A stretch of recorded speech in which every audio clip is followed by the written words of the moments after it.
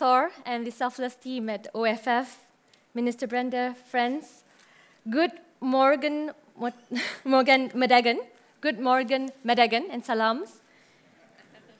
First attempt.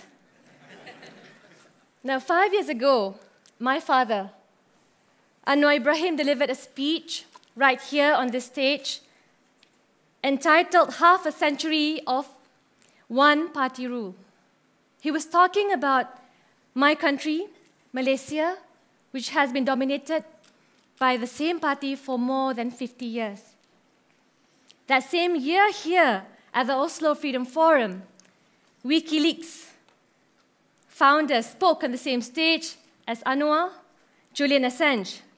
And Julian had declared, when you meet Anwar, please be careful. You see, during Julian's visit to Malaysia, he met up with my father, and just hours later, he was detained by Malaysia's Secret Service. My father, a unifying and popular figure in Malaysia's history, is seen as a very dangerous man by the UMNO party regime. When he served as Deputy Prime Minister and Finance Minister in the 1990s, he amended the Corruption Act to further strengthen it.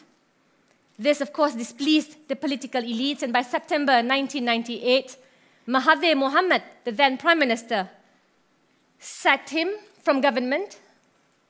He was then arrested after leading large-scale demonstrations, of course, also beaten under custody by the then police chief of Malaysia whilst being handcuffed and blindfolded. This was taken about a week after his beating. His eventual sentencing and trials, God knows it's been 17 years, so many trials, have been condemned worldwide by both international human rights organizations as well as governments. Initially, it was announced there were going to be 20 charges against Anwar Ibrahim. It was very popular then. The charges ranged from sodomy, treachery. There was also being an American and Israeli agent. They only forgot to throw in the kitchen sink. But other than that, Anwar was guilty. They jailed him for 6 years, much of which he spent under solitary confinement. And his trials earned Malaysia, my country, our very own International Commission of Jurists report, the very same organization that observed Mandela's flawed trials. In our case, it was entitled Justice in Jeopardy, Malaysia 2000. As I speak to you today in Oslo, Anwar, my father, and the opposition leader of Malaysia before his detention is behind bars again for the second trumped-up charges of sodomy. I have been told that in the nearly 200 speakers in this conference history, as mentioned by Thor just now, 4 are incarcerated. Nail from Bahrain, Tulani from Swaziland, and of course Leopoldo from Venezuela. So you see, the Malaysian regime keeps some very authoritarian company. Now, specifically for my father, this is his third incarceration since 1998. He is now in urgent need of medical attention.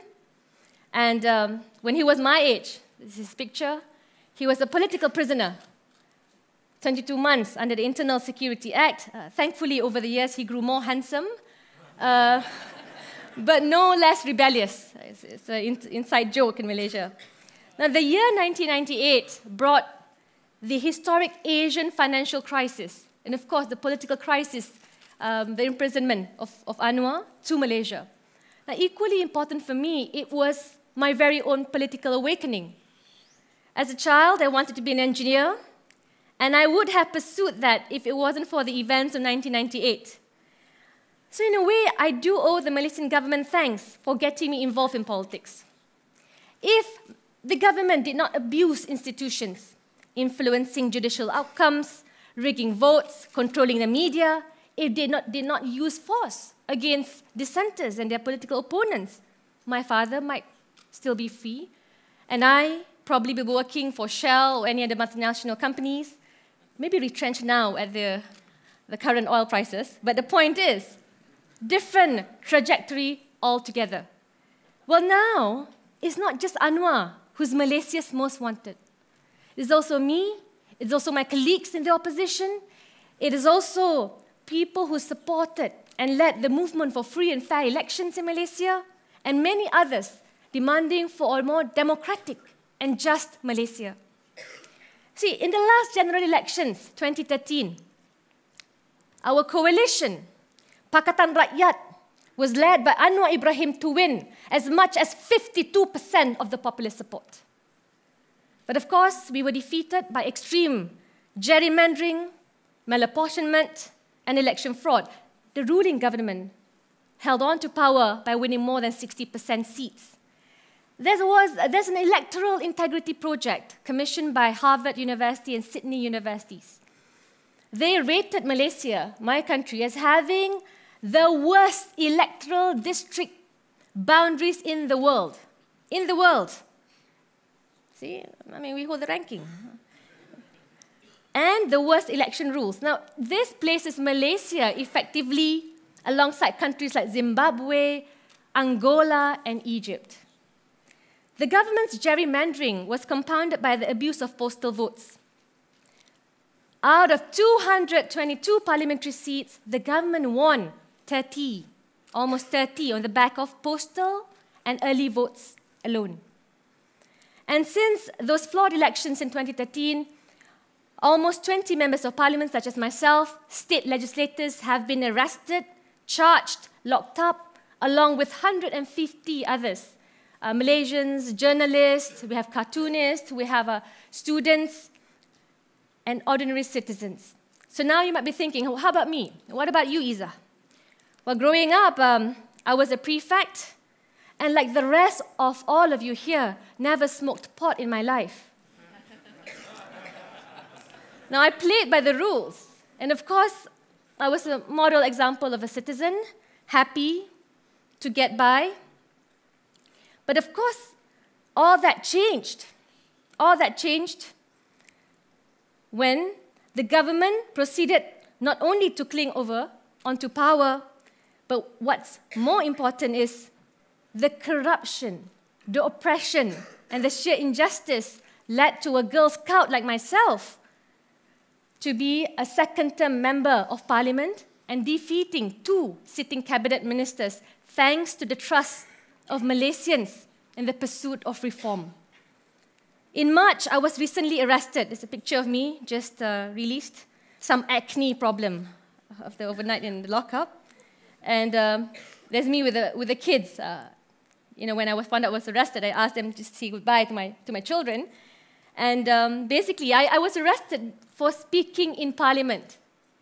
For speaking in Parliament. So, on behalf of my father. So you have this beautiful, sunny, prosperous Malaysia. You have the Twin Towers.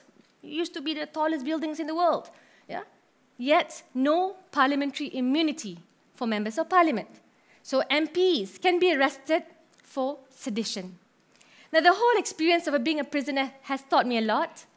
We have lock-up rules that are 67 years old. We love to protect and preserve these British colonial relics. And of course, I spent the night with many other colleagues sleeping on the floor just to be asked questions like, you referred to a devil in your speech. Who was this devil you were referring to? See, I had condemned the federal court judges in my father's case for having sold their souls to the devil. I said this because Malaysia is in dire need of judicial reform.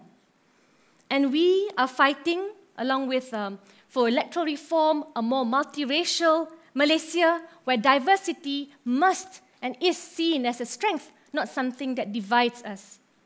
Now, reformists in my country are actually Malaysia's most wanted. Why? Because we hold the key to the future, to the zeal for reform. Malaysia's most wanted are those who clamor for an end to the unequal distribution of wealth, against corruption, extravagance, and Malaysia's most wanted are those who despair, like myself, when our children receive low educational standards, and in the PISA rankings, we were once surpassed by Vietnam. So Malaysia's most wanted are also those who reject the use of racial and religious rhetoric to scare indigenous Malays into voting for status quo. And Malaysia's most wanted are those who realize anti-terrorism laws are often just guises to detain political dissenters in the names of security and stability.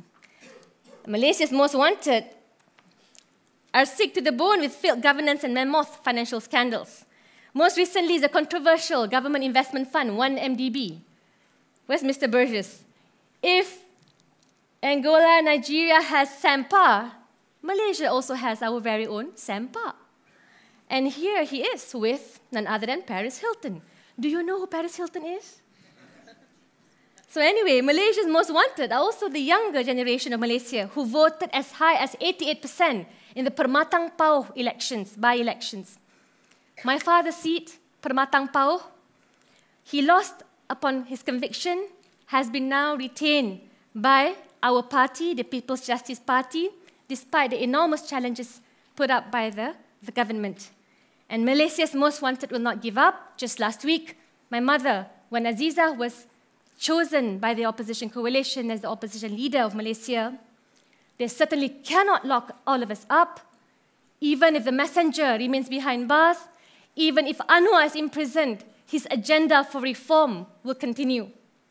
And we know that the world will not just see Malaysia for the Petronas Twin Towers. What of the future then? I believe very firmly it belongs to Malaysia's most wanted. It belongs to us who will ensure that reforms take place in Malaysia, that we become more democratic, fulfill our potential. And because of that, for me, the clarion call of reformasi, reform, must continue to be carried by every person loving Malaysia, wanting the best for Malaysia. I end by thanking all of you and the OFF for supporting Malaysians' effort to continue to live in truth. Thank you very much.